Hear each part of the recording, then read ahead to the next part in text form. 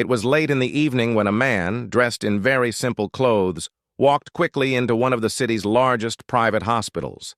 In his arms, he carried his little daughter, barely 7 years old, her face pale, her breathing weak. His eyes showed only one thing: fear. He rushed to the reception and pleaded, his voice trembling. "Please, my daughter is very sick. I beg you, call a doctor right now." The receptionist glanced at the man, then at the girl.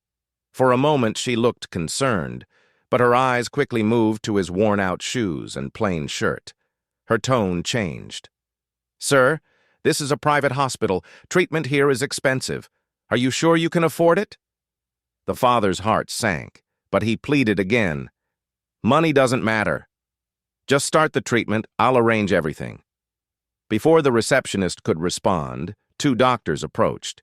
They looked at the child, then at the man. Instead of preparing for treatment, one of them smirked and said, "We've seen this before.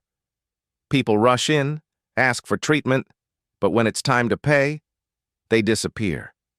We can't take that risk." The father's eyes widened in shock. His daughter coughed weakly in his arms, and he shouted, "Risk? You're talking about money when a child's life is at risk?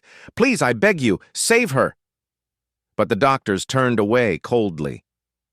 "Sorry, take her to a government hospital. That's where people like you go." The man's heart shattered. He looked around helplessly, hoping someone would listen. His daughter's weak voice whispered, "Papa, it hurts."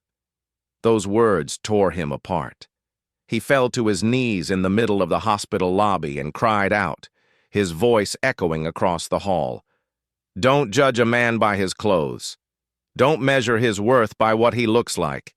If anything happens to my daughter, you will all answer for it. I swear, every single one of you will lose your jobs." The lobby froze. Patients, nurses, even visitors stood in silence, staring at this ordinary-looking man who suddenly carried an authority that shook the air. The doctors exchanged nervous glances.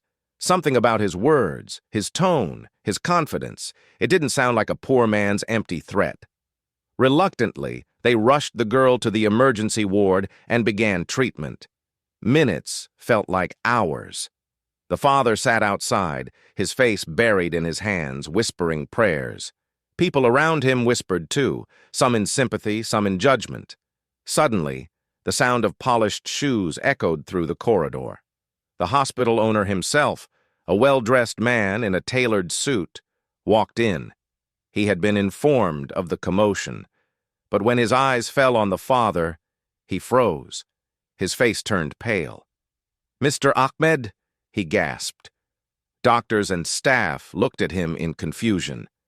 The owner hurried toward the man, almost bowing in respect. "Sir, forgive us.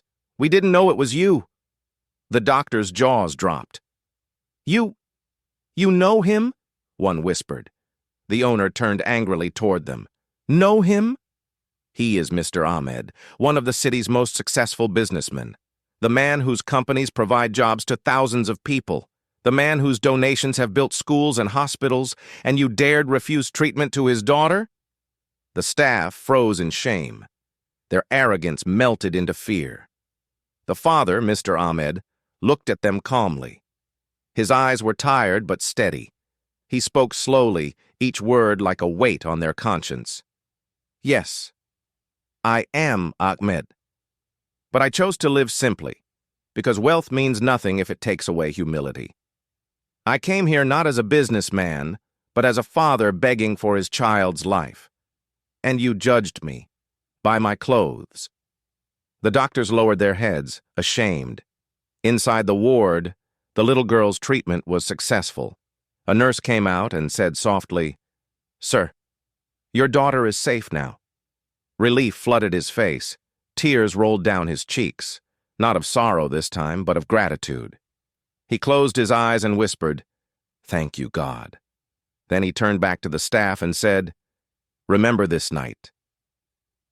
The blind scale of justice weighs all humans equally. A rich man and a poor man are the same when they come seeking help. Judge people by their humanity. not their appearance. The hospital fell silent. No one dared to meet his eyes. But everyone knew they had learned a lesson they would never forget.